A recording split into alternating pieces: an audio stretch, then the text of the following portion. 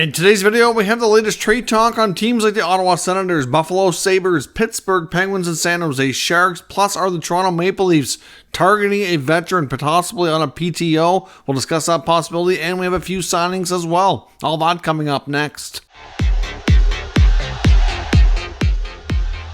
So welcome back to another video here at Top Shelf Hockey. As I mentioned, we have a few signings we're going to start today's video off with here. One of these actually took place yesterday, and I had it in my notes for yesterday's video, and somehow I just skipped over it and forgot to talk about it. But the Colorado Avalanche have signed Matt Steinberg. He gets a 2-year entry-level contract. He played U.S. college hockey at Cornell University.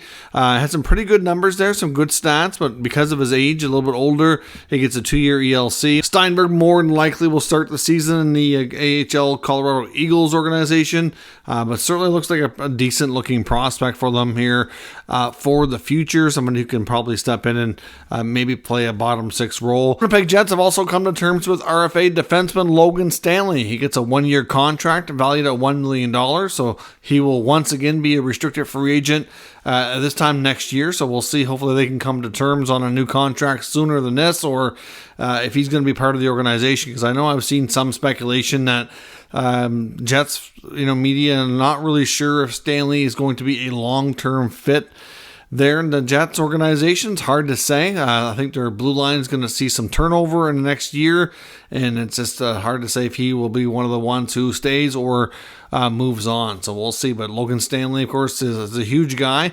Hopefully he can get a little bit more consistent role to the team this year, stay healthy. 1 year, $1 million signing here for him to get his contract situation settled with the Jets. And as I mentioned as well, we have some reports from fourthperiod.com reporter Dave Pagnotta from the NHL Network appearance he recently made, talking about how the Toronto Maple Leafs may be targeting a veteran player for a PTO, and this would be a fairly big name if they can do it, but this player's also been linked to some other teams, which we're going to mention here as well, but they apparently have interest in Tomas Tatar. Now, Tatar, I think, is weighing out his options here. Certainly, I think there was interest for him to return to New Jersey if there was going to be able to make it work. The Devils have made enough other moves that seems pretty unlikely at this point.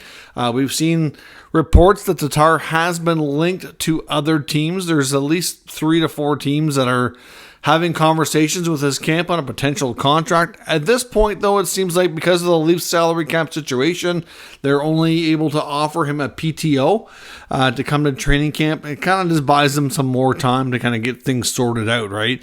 The Maple Leafs, I think, will... I think they still obviously want to get the contracts done for Matthews, hopefully Matthews and Nylander, which probably seems unlikely to get both of them done before the season starts. Maybe Matthews is done. I don't think that they'll get both done, though. We'll have to wait and see. As of right now, it doesn't look promising, but there's still lots of time, too, so it's hard to say where that goes.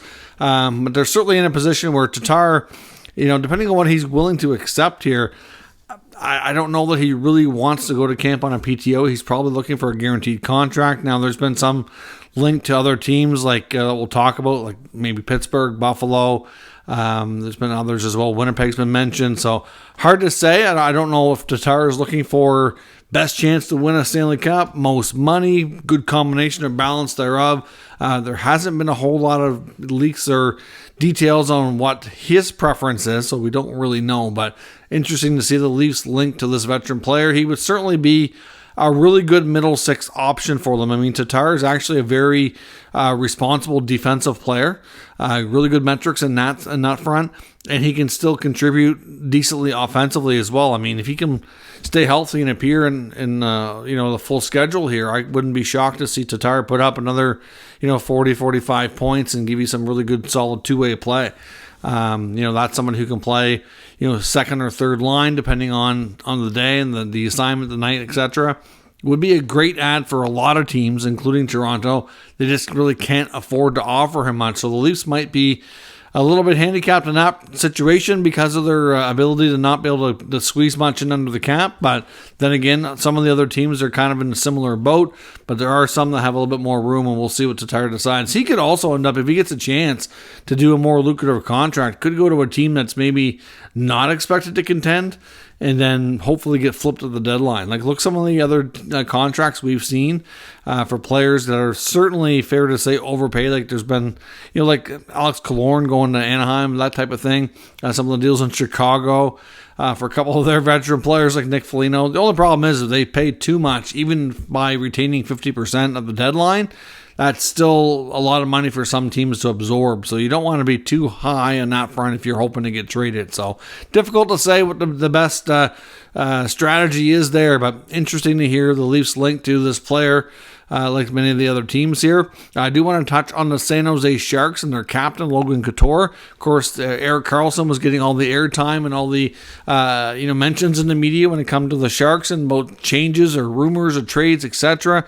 Now that that's finally been completed here for a little bit, the attention turns more to their captain.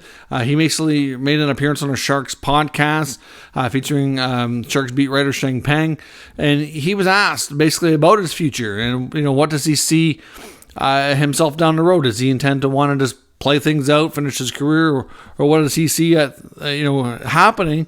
And essentially, he said that he loves San Jose. He could see himself finishing his contract there. He loved the idea of it. But at the same time, he very much wants to play meaningful games. So, not a surprise that he would say good things about the Sharks. He's been there a long time. We have no reason to think that he's unhappy in the sense of the way he's been treated, the way the team has gone, what it's like to live in the area, all those things that come with it. I have every reason to think Logan Couture is quite content to be a Shark, play a big role, be a captain, first-line player. Those are all great things. He's still productive. He's got still at his age in his mid-30s, still has 4 years left on his deal, making $8 million a season. But, like Erik Karlsson, he wants to play meaningful games. So that tells us that I think there's a pretty good chance, whether it may not be right away here, but I think at some point, especially as another season takes place here, that they're not expected to win a whole lot, and they're going to probably be another lottery team again. That's hard on your head, especially if you're a veteran and you really want to win a Stanley Cup.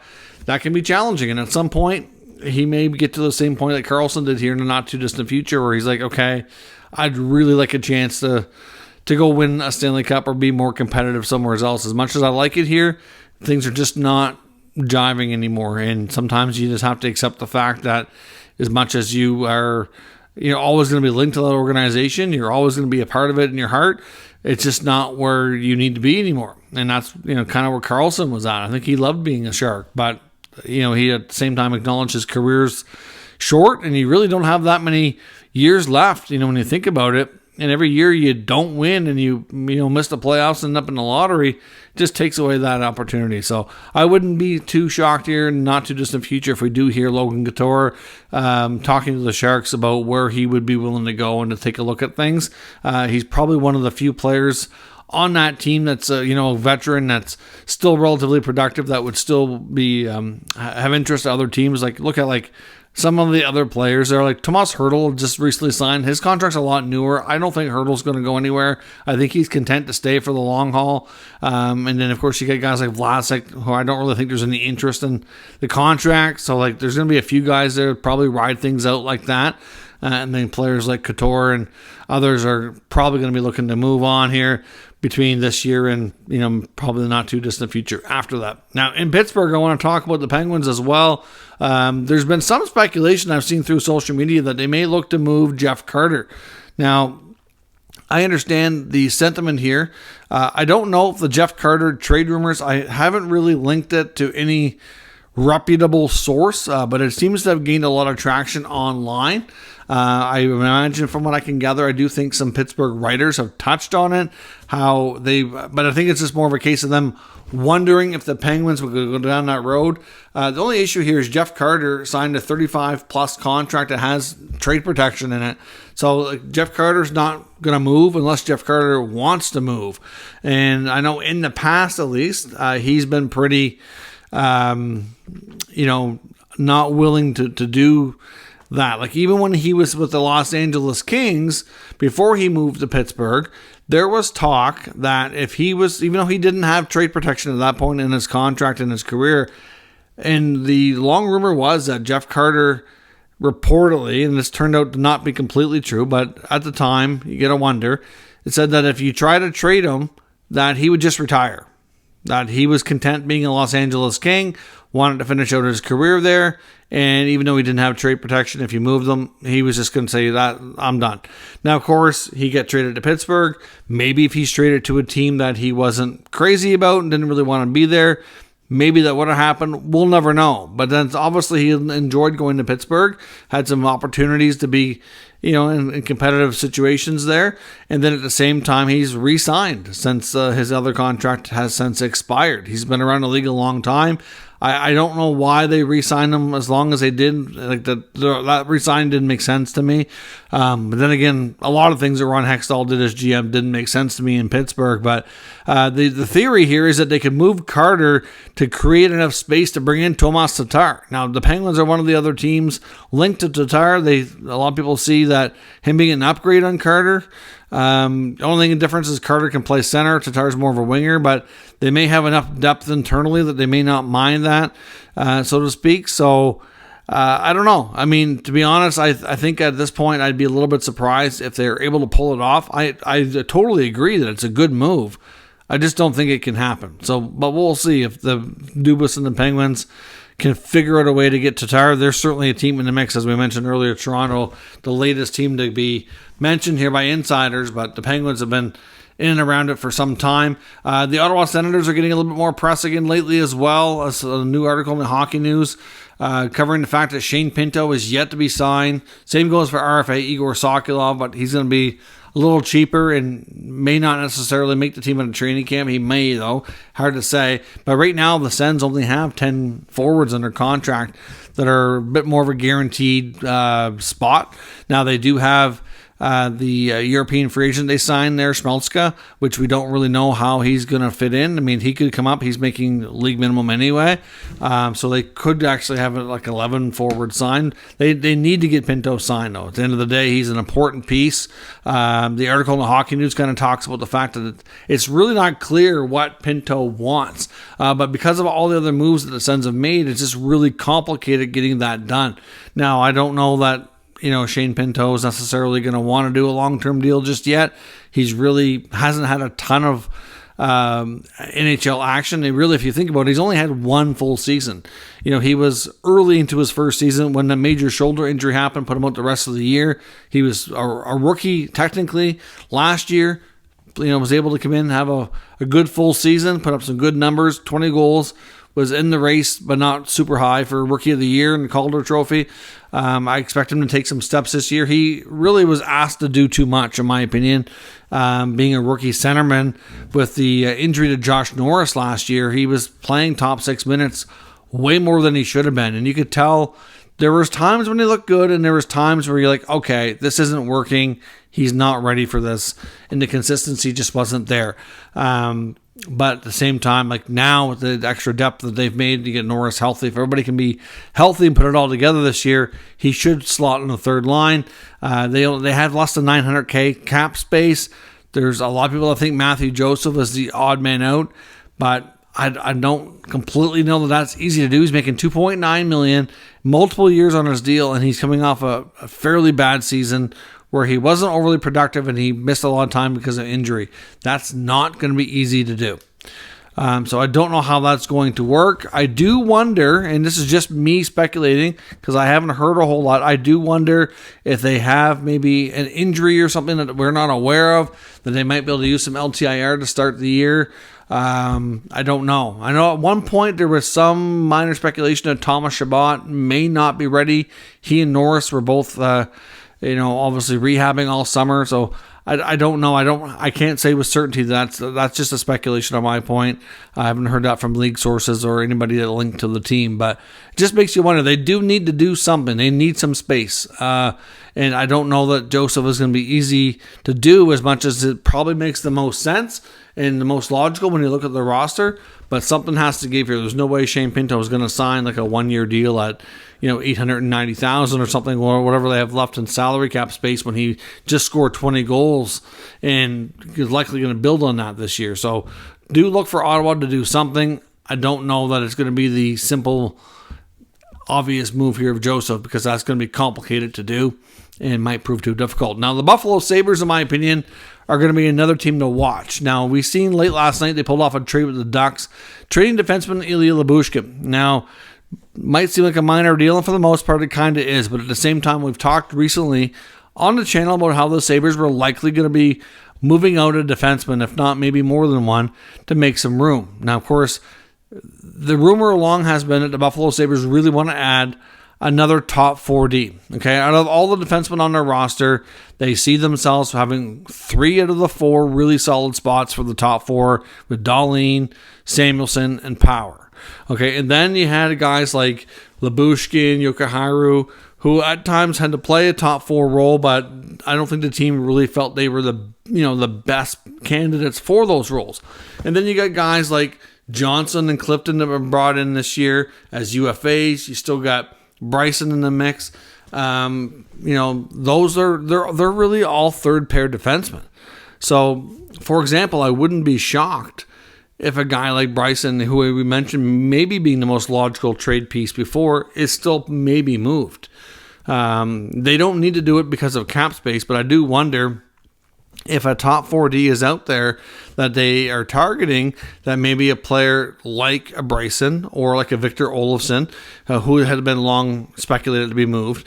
Olofsson's got 1 year left in his contract, and speculation was that the Sabres didn't see him being a long-term fit, and he's going to want to raise, and just may not be able to continue that relationship when they want to give bigger roles to some of their kids that are moving up. We get a lot of young wingers on this team that are not necessarily getting top 6 minutes consistently, right?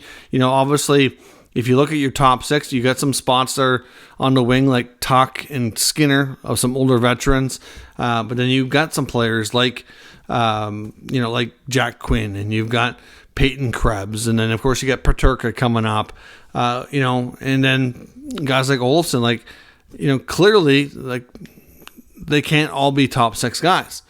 So there was some talk that maybe Olofsson might be moved.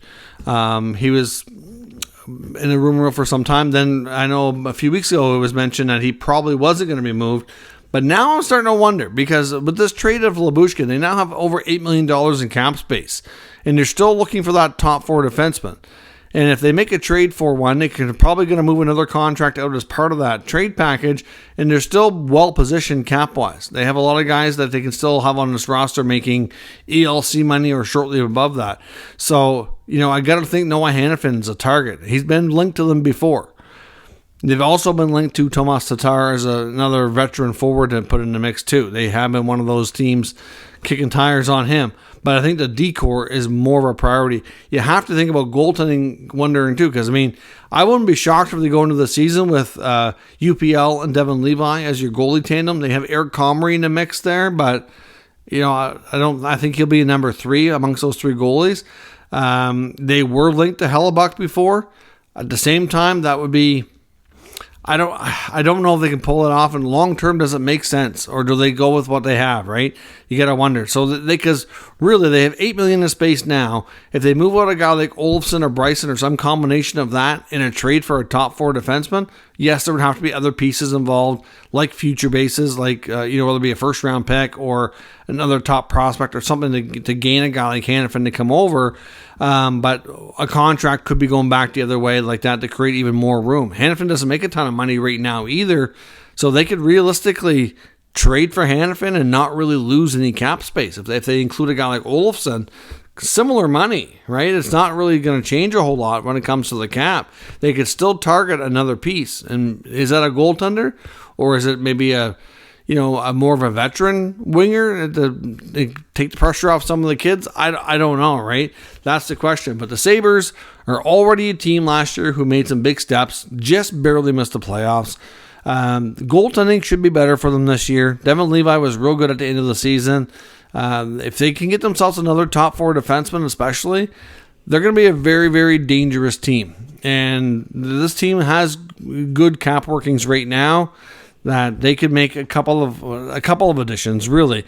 Would they be looking at Hannafin and Lindholm? Looking at their top 6 centermen, you've got guys like Thompson and Cousins and Middlestat. Cousins could easily be a winger. Middlestat can play third line. They could squeeze in Elias Lindholm. They could easily do it. If you gave up, say, Olofsson and Bryson and create a little bit more space, and then you still have $8 million on top of that, they could absolutely get Hanifin and Lindholm. Now, I'm not saying they're going to, but I'm saying it makes a ton of sense. And with that trade of Lyubushkin, I just think that there's likely another move coming, and I do wonder if it's going to come before camp or early in the season, because that's certainly where the Sabres are looking for. Top 4 defensemen is a top priority. I think if they could do it, I wouldn't be shocked to see them add a center or goalie. Like, they could really make a push here no matter what they do. But they've had good dealings. Like, Kevin Adams has done a fairly good job there. This team is fairly well positioned, and I think will be fun to watch and should be able to contend for a playoff spot. Will they get it? It's hard to say, but I think they can certainly be in contention for sure. And we'll see where this goes. But let me know your thoughts on all of today's news and rumors down in the comments. We'll discuss further. If you're new to the channel, make sure you subscribe and stick around. We'll keep you up to date with the latest news, rumors, and analysis of all 32 NHL teams. Thanks for watching, and I'll catch you next time.